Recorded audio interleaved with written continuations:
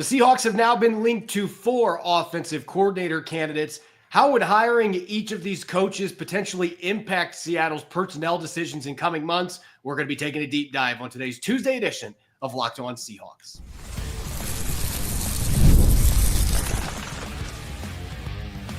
You are Locked On Seahawks, your daily Seattle Seahawks podcast, part of the Locked On Podcast Network, your team every day. Greetings, 12. This is Corbin Smith, the host of the Locked On Seahawks podcast, your daily Seahawks podcast, part of the Locked On Podcast Network, your team every day. Glad to be teaming up with my co-host in crime, Rob Rang. And a special thanks to all the 12s tuning in, whether you're in nearby Bellevue, Washington, or in the land of Yellowstone in Bozeman, Montana. We greatly appreciate each and every one of you for tuning in and making Locked On Seahawks your first listen 5 days a week. We're going to kick off our annual end-of-season positional report cards with the quarterback position. We're going to look at some wild card moves that John Schneider and Mike Macdonald could potentially do this offseason, and much more in a jam-packed episode coming your way courtesy of Game Time. Download the Game Time app, create an account, and use the code LOCKEDONNFL for $20 off your first purchase. Now for your lead story here on our Tuesday edition of Locked On Seahawks. Leading into Tuesday, the Seahawks have been linked to 3 offensive coordinator candidates, one of those being Saints offensive coordinator Clint Kubiak. He was brought in today for an interview, and now the Seahawks have been linked to a 4th coach from the Minnesota Vikings. Rob, looking at these 4 candidates, it's easy to sit and talk about scheming and where these guys fit in as far as the types of personnel groupings that we're going to see, zone versus gap run games, how often they run play action, things like that. But all these coaches are going to have their own wrinkles that are going to impact the players that could potentially be on the Seattle Seahawks roster. So I want to rehash these 4 candidates that have been linked to the Seahawks with a little different spin on how each of these coaches could potentially impact some of the big personnel decisions that are looming for John Schneider and the front office in coming weeks. And I think we should start with the guy that interviewed today, because Clint Kubiak, from everything I'm hearing, is very much one of the front runners to get this job. Yeah, and I think Clint Kubiak can make a lot of sense. I mean, if the last name Kubiak, it sounds familiar to you. Of course, he's the son of Gary Kubiak, was a long-time NFL backup quarterback and coach. And, Clint Kubiak has, carved out his own success. Those of you who are watching on YouTube, and thank you so very much, you can see that this is a young man who at 37 years old has already developed quite the resume. You look at the college level, the Texas A&M Aggies, and then several different NFL teams, the Minnesota Vikings, the Denver Broncos, the San Francisco 49ers, and most recently as offensive coordinator for the New Orleans Saints, Corbin. And, I think that when you look at the New Orleans Saints and the struggles that they had this season, then it'd be easy to say, oh, well, you don't want him. I mean, the New Orleans Saints were not that successful, but when you consider the injuries that they had with Derek Carr going down, Alvin Kamara going down, Ryan Ramczyk going down, their best offensive lineman, at least in my opinion, their top wide receivers, and yet the New Orleans Saints were still able to score points, sometimes in dramatic fashion. And so I think that Clint Kubiak is an interesting guy to evaluate here. I also think that it's something that we should start the conversation here about what Mike Macdonald and John Schneider are looking to do with the offensive coordinator position. Is this going to be somebody you're going to hire, and then a year from now they are going to leave for a possible head coaching position? Clint Kubiak has enough name recognition. I think that's a factor, but I also think that he has to be more successful in Seattle, theoretically, than he was this past season with the New Orleans Saints. So to me, again, the conversation begins with Clint Kubiak. I also think that we should be talking about Grant Udinski, the young man, and I say young, 28 years old, that reportedly was set to interview with the Seahawks here now. Again, 28 years old. Oh my goodness, you are getting younger at coaches than you are in terms of the players. But at the same time, as you said, Corbin, we wanted to look at who might these coaches be bringing in kind of a tandem deal as far as players? Well, of course, Sam Darnold at the quarterback position is somebody that Grant Udinski is going to be knowing very, very well as the Vikings assistant offensive coordinator and quarterback coach. If you are in that realm of thinking as far as the, just scorched earth policy kind of a thing, and you want to completely change at the quarterback position, then bringing Sam Darnold's positional coach from Minnesota to Seattle might be somebody that Seahawks fans should be excited about as well.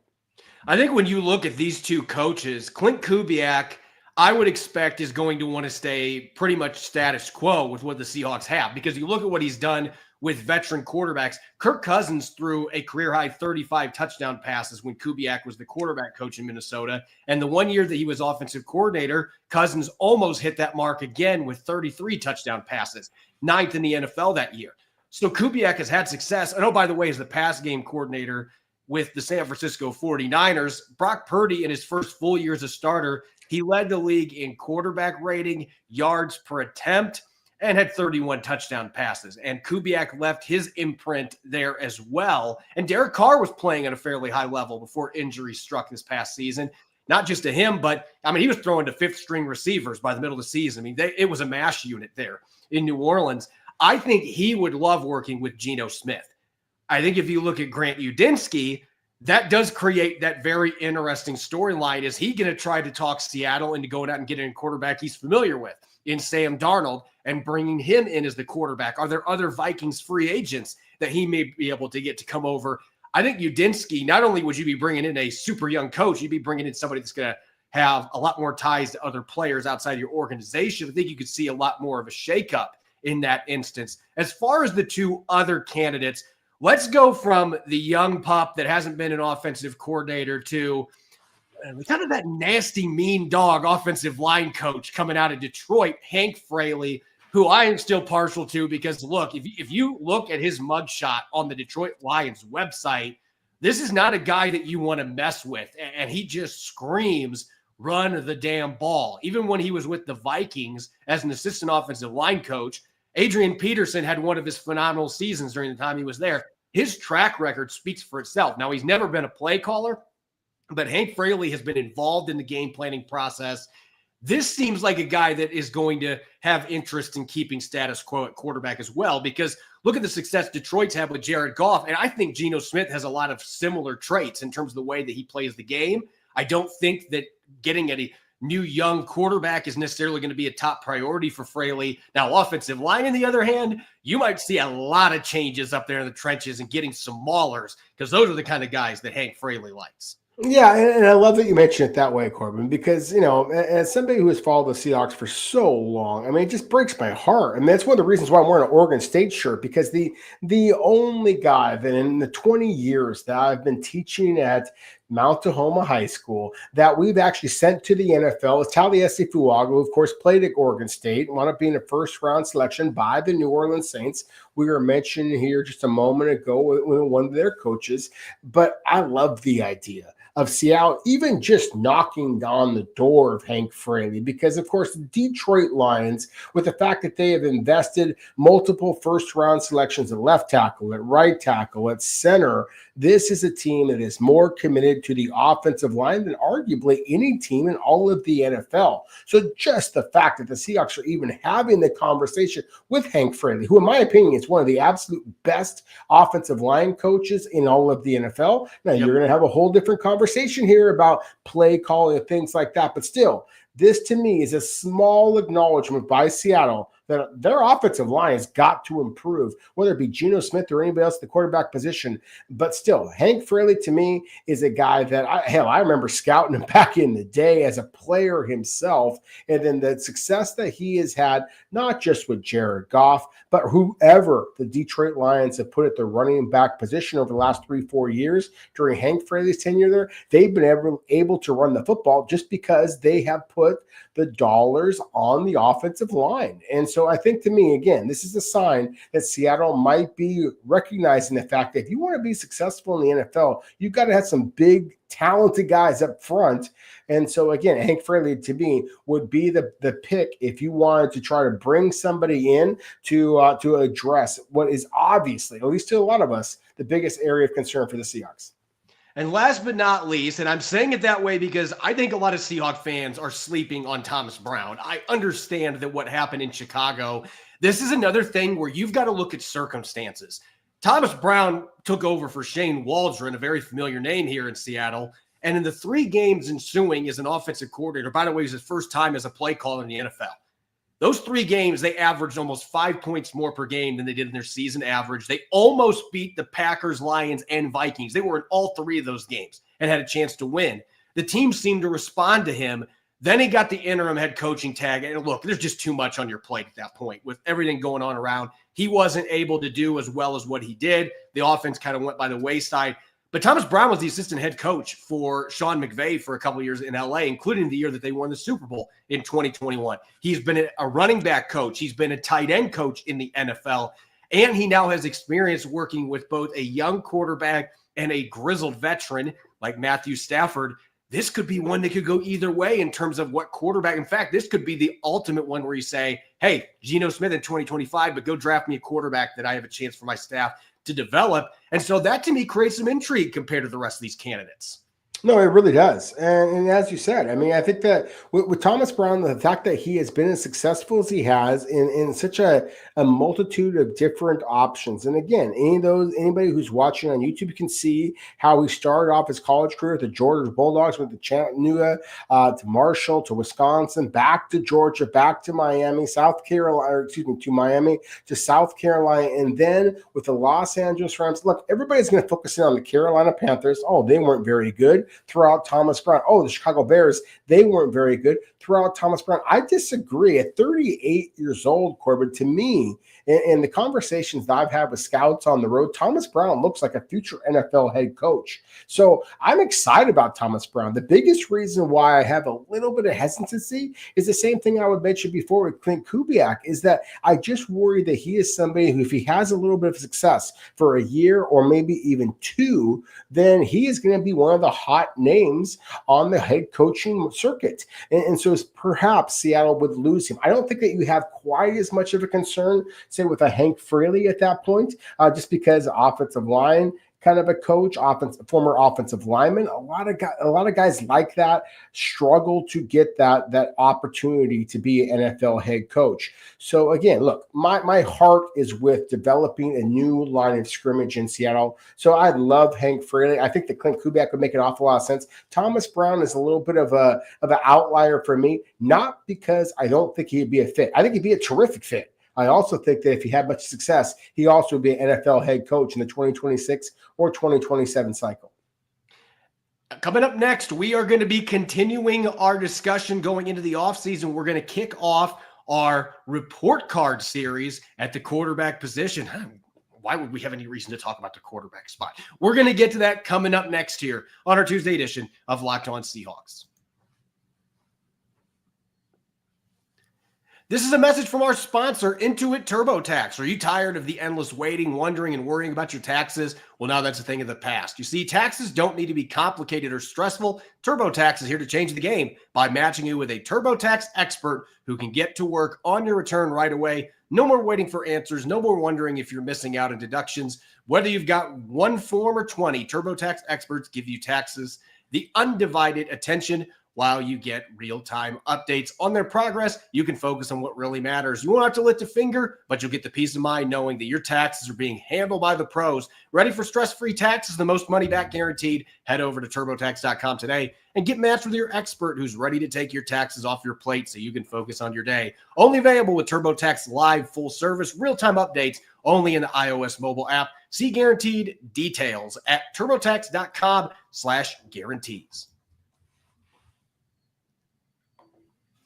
Welcome back to the Tuesday edition of Locked On Seahawks. This is your host, Corbin Smith. Glad to be teaming up with my co-host in crime, Rob Rang. And a special thanks to all the 12s tuning in, and thank you as always for making Locked On Seahawks your first listen 5 days a week. We greatly appreciate it, as we do each and every year following the conclusion of the season, whether it ends after week 18 or after the Super Bowl. We have our yearly grade cards that we are going to dish out. Me being a former teacher, Rob still doing his job in the classroom. We enjoy these report card series, and we're going to start with the most important position in professional sports, the quarterback position. And yes, this continues to be a major talking point, a division point for a lot of fans right now. Is Geno Smith going to be the quarterback next year? Should he be the quarterback? Should he get extended? Should he get traded? Should he be cut? There seems to be people in every aisle right now. There's so much discussion about the quarterback position. And to an extent, you can understand when you look at this year, Rob, the 5 interceptions in the red zone that led the NFL. Fans are going to easily point to that. The issues with negative EPA plays, for those of you that are into advanced metrics, only 21 touchdown passes, and 4 of those came in the season finale. Before that point, only 2 more touchdowns and interceptions. You can point at those numbers, but Rob, it does feel like this is one of those cases where, and this is how I handle all my analysis, you got to look at symptoms when you're looking at the way that stats play out and what you see on the field. And as I've been arguing pretty much the entire season, I don't think that the numbers, most of them at least, really reflect how well Geno Smith played given the circumstances around him. No, I think that's well said. I think that anybody who watched, even a couple of games, certainly if you watched every Seahawks game, then you would acknowledge that Seattle's inability to pass protect, I think very much disrupted Geno Smith. It would disrupt most quarterbacks. I think that, I don't want to go off on a rant, but I think you can also make an argument for, say, Sam Darnold, for example. If you just watched the last couple of games, which Sam Darnold, the Minnesota Vikings, was playing against the Detroit Lions and then in this loss against the LA Rams in the playoffs, that if you just grade him on those couple of games and the fact that he was basically sacked almost every single time that he dropped back, then yeah, it's difficult to evaluate Sam Darnold. And I think it's even more difficult to evaluate Geno Smith because basically entering this season, there was so much expectation. Seahawks were going to get Abraham Lucas back at right tackle. Obviously, that didn't happen until halfway through the season. Christian Haynes was going to walk in. He was going to be your starter at the right guard position. Obviously, that didn't work out as well.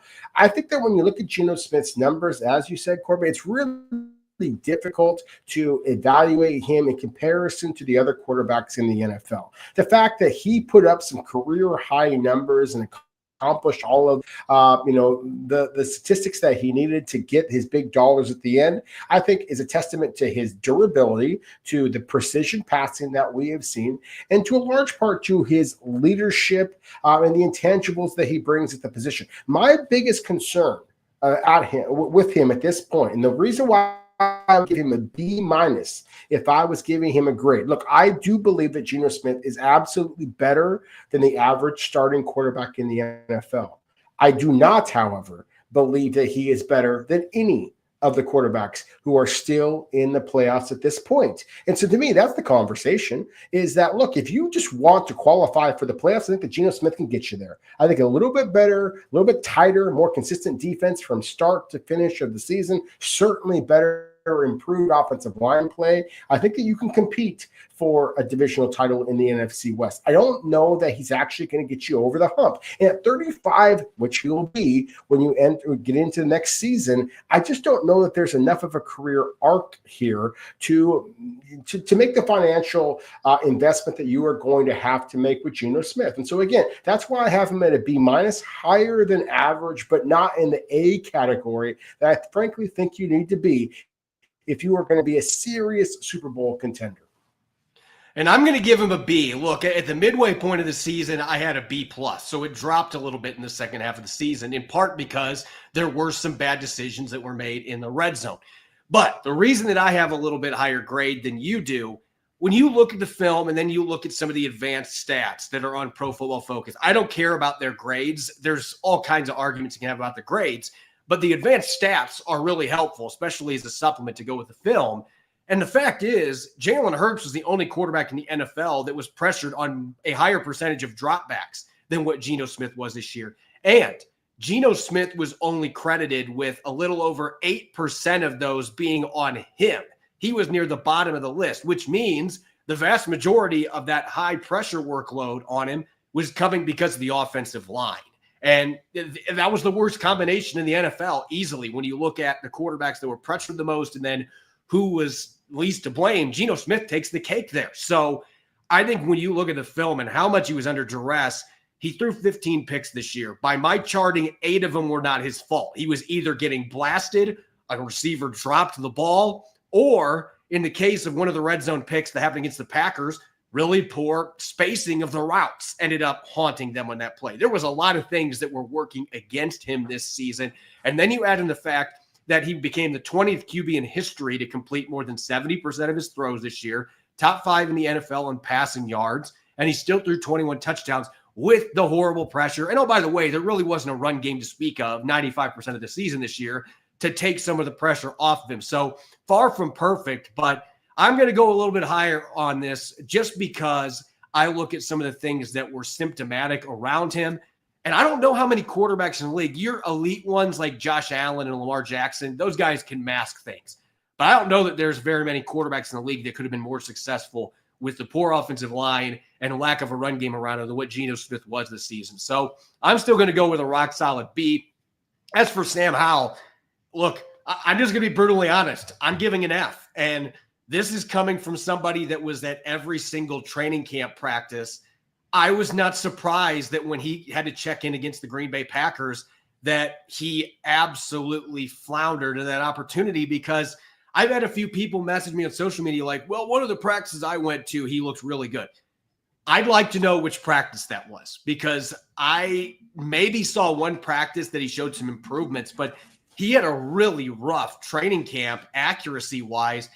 I was stunned because I thought this kid was going to be able to come in and maybe ramp up some competition against Geno Smith, but there was never any indication that was going to happen. And now I'm wondering if Sam Howell is even on this roster next year. That's how bad things were this season for him. Yeah, and again, I think that's fair. And I was one of those who argued that the Sam Howell acquisition was a good one for the Seahawks. And I've been to some of Sam Howell's practices and have seen him struggle in practice. I've also seen him excel on game day. He certainly did not do that when he had his opportunity against the Green Bay Packers. He looked like that proverbial deer in the headlights. And that, to me, is the reason why I gave him a D at this point. D as in dog, certainly not B as in about to become a multimillionaire in the NFL. Because, again, he really did struggle when he had his opportunity. And I think that you could make an argument that, again, the same things that are why we're arguing that Geno Smith's statistics should be kind of thrown out the window: the lack of a running game, the lack of any cohesiveness along the offensive line, the lack of any type of creativity or spacing by the play caller, all those things. But still, I really thought that one of the things that, I was encouraged by Sam Howell on tape is that, to me, he felt like a gamer. He felt like a guy who would practice poorly and then play well in the game itself. Sam Howell did not do that. And so, again, to me, that is the biggest concern of why I think that the Seahawks basically have to cut bait, with Sam Howell, just because he had an opportunity gifted to him, whether it be because he wasn't prepared for that opportunity, whether it be because the moment was too much for him. It doesn't matter. He had an opportunity. He failed when he had that opportunity, and therefore the Seahawks have got to move on if they are looking for a legitimate starting caliber quarterback to push Geno or perhaps replace Geno Smith. Yeah, as far as being an heir apparent, this is a discussion we had last year when the trade was made in March. I thought that Sam Howell had the talent to be able to do that. Maybe a new offensive coordinator can bring the best out of him, but I'm skeptical on that front because I watched all of training camp. I watched the preseason. There were some good moments. I will give him that. There was some reasons to be encouraged there, but you didn't see it against starting caliber players. You certainly didn't see it consistently on the practice field. So if we're looking at an overall position group, Sam Howell played in part of one game. So I don't think he's going to drag things down too much from a weighting, but I would go with a B- with Geno Smith with a B and Sam Howell with an F. I thought that he, as you said, there was an opportunity there, and I felt like he botched it. And now with 1 year left in his rookie contract, maybe Seattle brings him back to compete against an incoming draft pick, but I would not be surprised if Seattle decides, you know what, I've seen enough. Let's move on, and somebody else gets Sam Howell to see if they can try to get him back on track, because it certainly did not happen this last year in Seattle. When we return, we are going to take a look at our latest offseason topic, some wild card moves that maybe are under the radar that could potentially happen in the next couple of months for John Schneider, Mike Macdonald, and company. We'll get to those coming up next here on our Tuesday edition of Locked On Seahawks. This episode is brought your way by our friends at Game Time. You shouldn't have to think about skipping a mortgage payment when you buy tickets to your next big event. Game Time is the fast and easy way to buy tickets for all the sports, music, comedy, and theater near you. With killer last-minute deals, all-in prices, views from your seat, and their best price guarantee, Game Time takes the guesswork out of buying tickets. Recently, I was looking to get tickets for an upcoming Avalanche hockey game using the Game Time app. And with Game Time picks, I found several amazing deals and could even see the view from my own seat before buying. The super deal was particularly impressive. It offered great seats at unbeatable prices, especially in the lower bowl. Plus, the app's all-in pricing shows the total cost up front with no surprise fees at checkout. Game Time has deals on tickets right on the day of the event, and Game Time guarantee means you'll always get the best price to write your own memories. Download the Game Time app today, create an account, and use the code LOCKEDONNFL for $20 off your first purchase. Terms apply. Again, create an account and redeem the code LOCKEDONNFL for $20 off. Download Game Time today. What time is it? It's game time. Welcome back to the Tuesday edition of Locked On Seahawks. I'm your host, Corbin Smith. He's Rob Rang. A special thanks to each and every one of the 12s tuning in. And thank you, as always, for making Locked On Seahawks your first listen 5 days a week. We greatly appreciate it. We are just entering the divisional round of the playoffs. It's going to be several weeks before we see NFL teams start to make moves in free agency. But that doesn't mean that things are not already going on behind the scenes. You can guarantee there's some negotiations with agents starting to take place. There's some looks at the contracts behind the books. Obviously, a new offensive coordinator, as we mentioned, could impact some of the personnel decisions and what John Schneider and company are going to do. And there's the obvious ones. What's the future for Geno Smith? Is DK Metcalf going to get an extension? Things like that. But there's always those wild card moves that maybe historically haven't been made or seem like an outside shot of happening because of the finances. I think it's always worth exploring those because it seems like there's one of these almost every offseason for the Seattle Seahawks that you're kind of blindsided by a little bit in terms of wild card. And we did a poll on this a couple of days ago. Charles Cross getting his fifth-year option picked up had over 90% of the votes. There were a ton of fans saying, why is this a wild card? Well, John Schneider has picked up the fifth-year option, Rob, on one player since they instituted that. And it was Noah Fant a couple years ago after he was acquired from the Denver Broncos. You're talking about a huge pay raise based on the top 5 tackles salaries out there for a fifth year for Charles Cross. This may be a situation that John Schneider really wants to avoid that unless he absolutely has to, which is why I'm still looking at it as somewhat of a wild card based on his track record. Yeah, and I think that's a fair one. I think that you start looking at, say, Charles Cross, for example.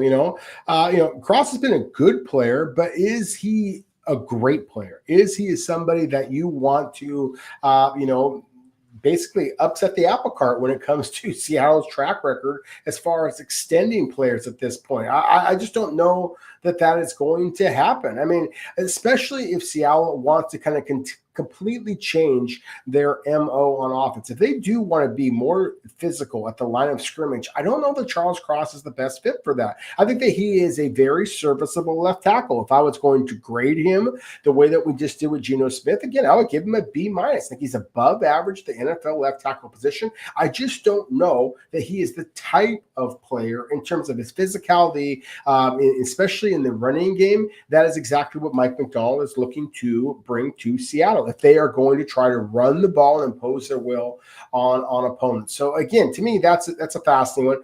I want to go with another player that is even more revered in Seattle than Charles Cross has become here with the Seahawks, and that's Tyler Lockett. And Corbin, it pains me to talk about Tyler Lockett in the past sense when it comes to the Seahawks. There are very, very few players. One of them signed a football behind me. He's one of the only wide receivers in NFL history who has more catches, more receiving yards, and more receiving touchdowns for the Seahawks than the great Tyler Lockett has, and that's Steve Largent.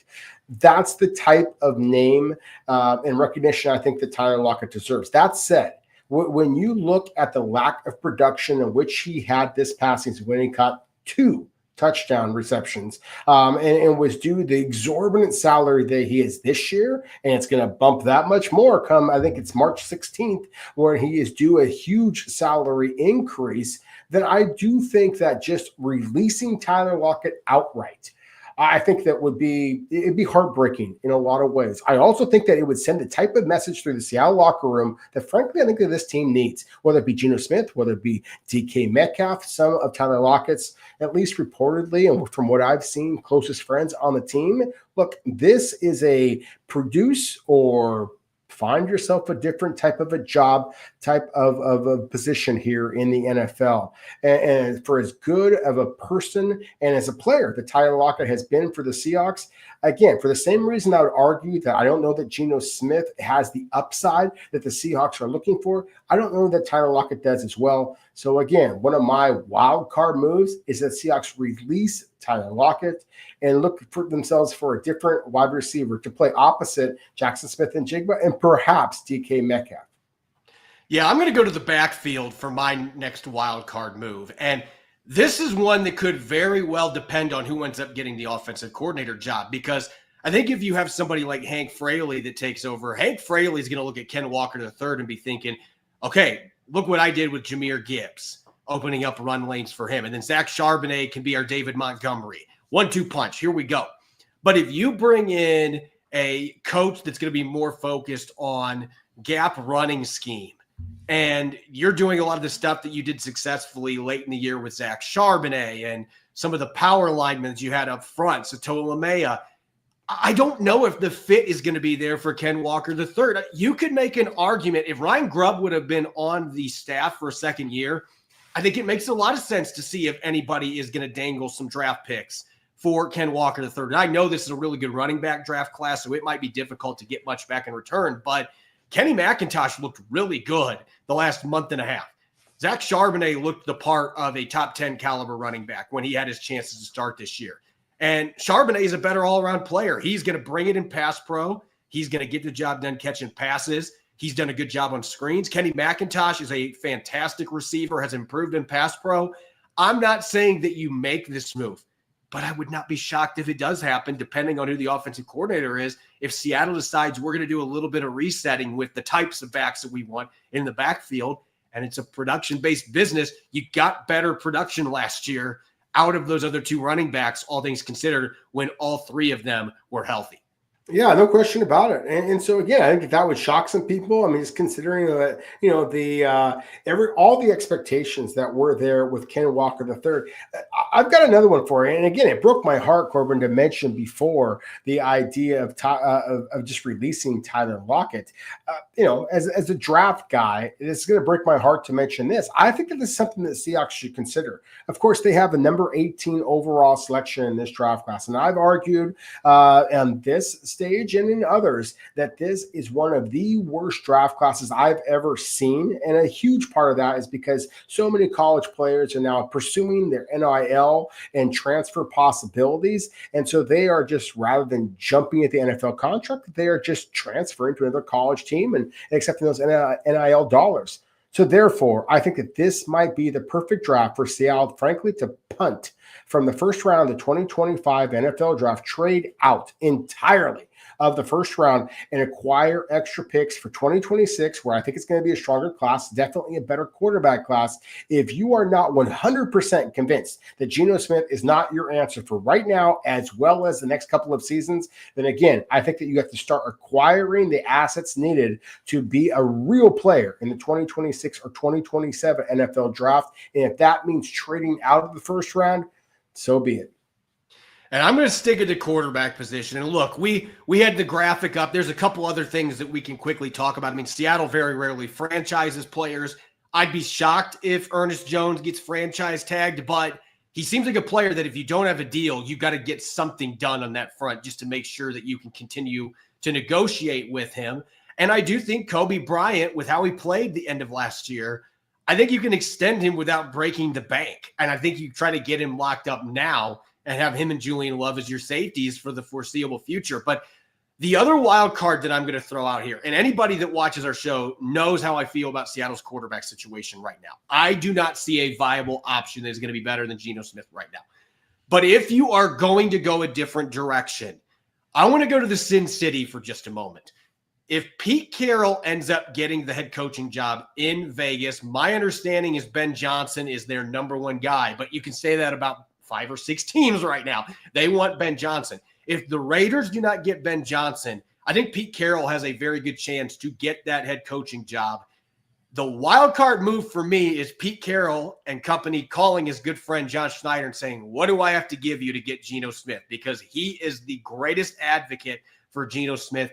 That might be the path. If you're wanting to stockpile picks, you might be able to get the Raiders' first-round selection. If Pete Carroll wants him that bad, you could have 2 first-rounders, and then maybe you have the assets. If there's a QB you really like, that maybe you can dangle a little bit to try to move up, or you have extra assets to be able to trade back some, as you said, in the 2026, you could be able to really make a run in a better rookie draft class. Do I think that happens? Probably not. But if Pete Carroll gets that job, that would not be a surprising thing for me.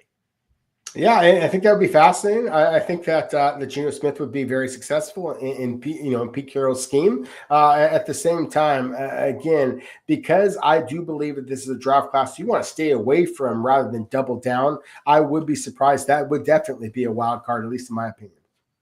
As always, you can follow me on X and Blue Sky at Corbin Smith NFL. You can follow Rob at Rob Rang. Make sure to subscribe to Locked On Seahawks on YouTube and wherever you get your podcast to make sure you don't miss a single episode. When we come back tomorrow, we're going to continue to dive into our report cards. We're going to go to the defensive side of the ball with the cornerback group, Devin Witherspoon and company, and much more. Make sure that you're listening in and enjoy the rest of your Tuesday night. Go Hawks.